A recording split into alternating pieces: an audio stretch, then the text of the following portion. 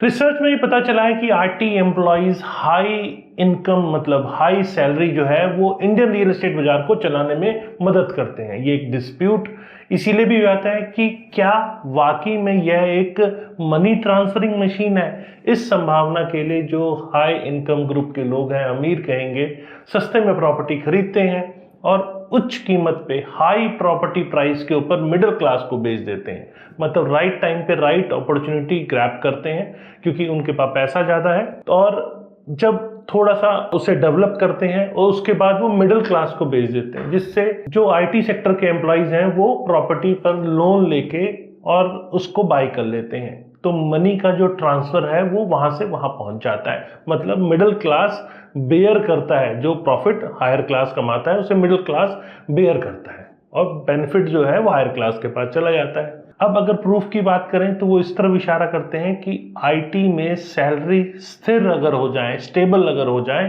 तो महंगी प्रॉपर्टियों की मांग कम हो सकती है, जिससे बाजार के अंदर अनस्टेबिलिटी आ सकती है। कुछ लोग तो ये भी कहते हैं प्रॉपर्टी की कीमत करेंसी की डीवैल्यूएशन के कारण बढ़ती है और प्रॉपर्टी खरीदना एक सेफ इन्वेस्टमेंट है। तो चलिए आज इसी पे डिटेल में डिस्कशन करेंगे कि आखिर इसका एक्चुअल नजरिया है क्या, और साथ में मैं आपको एक और इसमें तर्क दूंगा इकोनॉमी बूस्ट और इंफ्रास्ट्रक्चर डेवलपमेंट का क्या रोल है।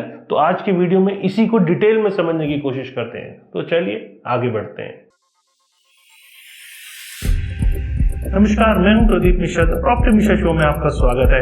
यहाँ हम आपको प्रॉपर्टी और प्रॉपर्टी मार्केट की हकीकत बताते हैं। नो बकवास, डायरेक्ट काम की बात। चलिए शुरू करते हैं। रियल एस्टेट और आईटी सैलरी, इसके ऊपर एक डीप एनालिसिस आज इसी वीडियो में करने वाला हूं और इसको लास्ट तक देखिएगा, तभी आपको ये पूरा कंसेप्ट समझ में आएगा। और यही एक चैनल, एकमात्र एक चैनल है जिस पे आपको हमेशा रियल एस्टेट से रिलेटेड वास्तविकता से अवगत कराता हूं मैं। और इसके लिए मैंने कुछ सोशल मीडिया के कंटेंट भी लिए हैं। रेडिट यूजर्स आपस में क्या बात कर रहे हैं, किस डिस्कशन पे आगे बढ़ रहे हैं, क्या बहस का मुद्दा है, इसको लेकर मैंने कुछ चीजें पिक करके फिर आपके सामने लेकर आया हूं। इस पे एनालिसिस के साथ लेकर आया हूं। तो इस पे आगे सबसे पहले भारत के रियल एस्टेट बाजार को लेकर हाल ही में एक डिस्कशन जो हुआ वो रेडिट पर शुरू हुआ, जहां एक यूजर ने उसे मनी ट्रांसफर की मशीन कहा। जी हाँ, इस डिस्कशन का केंद्र आईटी एम्प्लॉइज की हाई सैलरी और घर के लोन पर है। इसको थोड़ा सा और डिस्कशन को आगे बढ़ाते हैं कि आखिर यह सब काम कैसे करता है और इसके पीछे के तथ्य क्या है। आईटी सैलरी और रियल एस्टेट का क्या कनेक्शन है। सबसे पहले आईटी एम्प्लॉइज की जो सैलरी है भारत में रियल एस्टेट मार्केट को चलाने में बहुत इंपॉर्टेंट रोल प्ले करते हैं।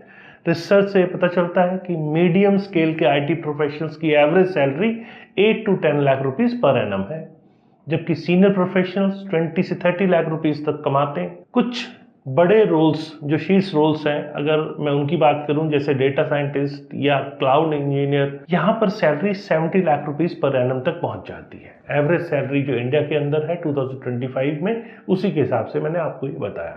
अब इन हाई सैलरी के कारण आईटी प्रोफेशनल्स महंगी प्रॉपर्टियों जैसे कि 2 BHK अपार्टमेंट के लिए बड़े लोन ले सकते हैं।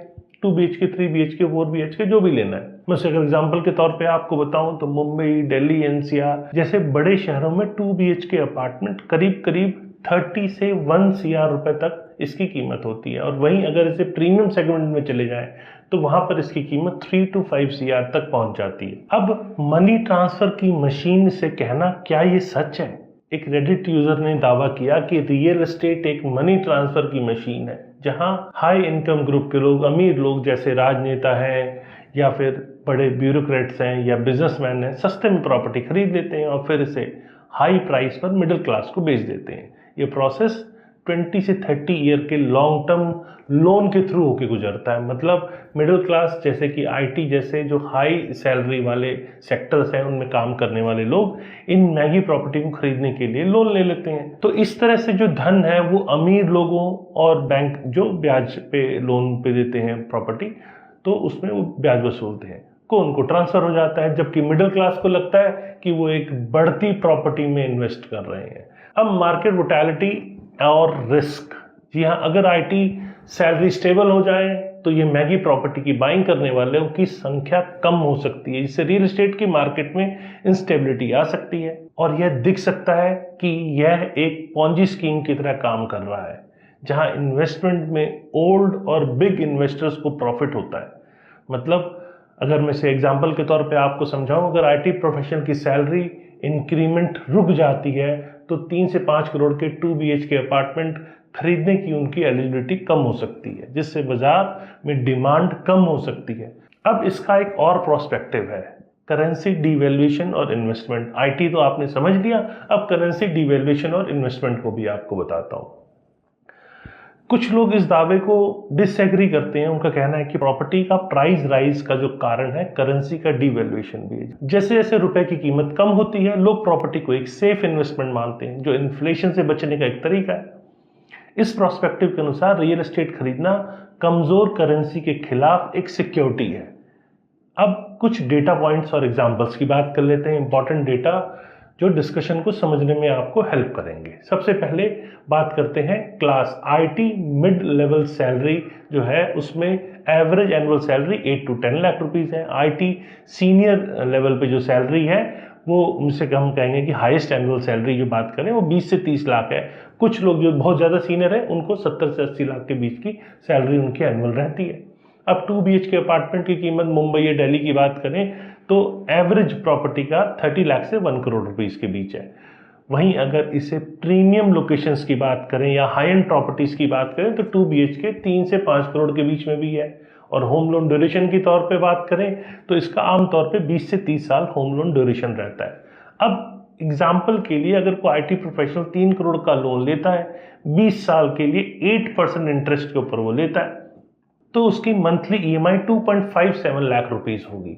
मतलब हर महीने उसे 2.57 लाख रुपए पे करना है, और ये 20 साल तक 8% के इंटरेस्ट के ऊपर। और इसके लिए उसकी जो मंथली इनकम है वो कम से कम 5 से 6 लाख रुपए की, मतलब ये टेक होम सैलरी की बात कर रहा हूँ, 5 से 6 लाख रुपए होनी चाहिए, जो कि हाई सैलरी वाले आईटी प्रोफेशनल्स के लिए ही पॉसिबल है।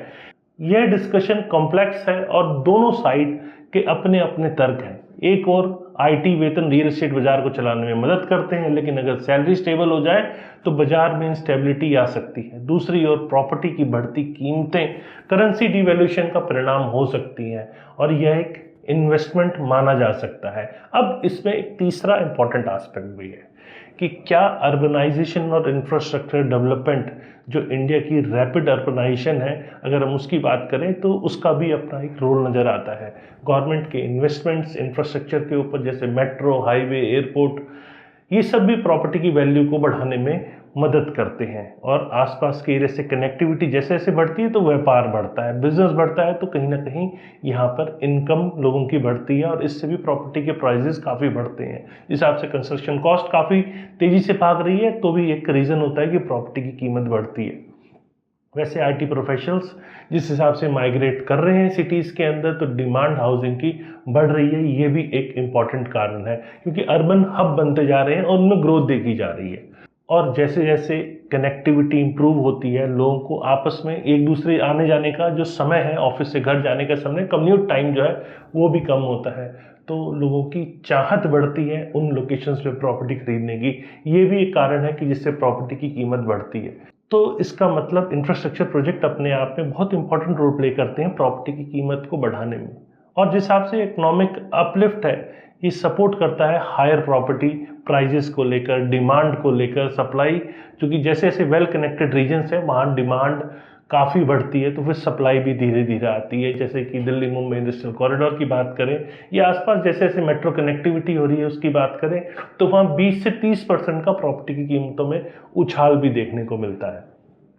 तो अंत में मैं आपसे यही कहूँगा कि प्रॉपर्टी लेने का जो डिसीजन है वो पर्सनल सिचुएशन और इकोनॉमिक अंडरस्टैंडिंग के ऊपर डिपेंड करता है कि रियल एस्टेट में इन्वेस्ट करना है या नहीं करना है। ये आपकी पर्सनल सिचुएशन पे डिपेंड करता है। मैंने कोशिश की कि आपको ओवरऑल इसके सारे एस्पेक्ट, प्रॉपर्टी प्राइस बढ़ने के, जो आईटी से रिलेटेड लोग माने जाते हैं कि आईटी में सैलरी ज़्यादा है इसीलिए कीमत बढ़ रही है, तो उसके क्या डिफरेंट एस्पेक्ट्स हैं, ये मैंने कोशिश किया आपको मैं संक्षेप में बताऊं। कैसी लगी ये मेरे द्वारा दी गई जानकारी? अगर जानकारी पसंद आई तो लाइक, कमेंट, शेयर करना ना भूलें, और फ्यूचर में रेगुलर आप ऐसे और इन्फॉर्मेटिव वीडियोस देखते रहें। इसके लिए आपको चैनल को सब्सक्राइब करना है और बेल आइकन दबाना है। नमस्कार और जय हिंद।